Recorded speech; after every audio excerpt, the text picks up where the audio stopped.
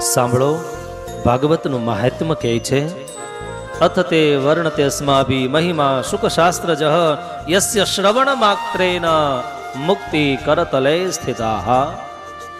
આ કથાના શ્રવણથી શું થશે? તો કે સાક્ષાત મુક્તિ પોતાના હાથની અંદર રમણ કરતી થઈ જશે. આ કથા હે નારદ કેવી છે? સદા સેવ્યા શ્રીમદ ભાગવતી કથા.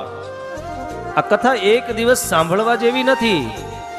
જિંદગીના છેલ્લા શ્વાસ સુધી સદાયને માટે, હંમેશને માટે સાંભળવા જેવી છે. કારણ યસ્યા શ્રવણ માત્રેન હરિશ્ચિત્તમ સમાશ્રયે.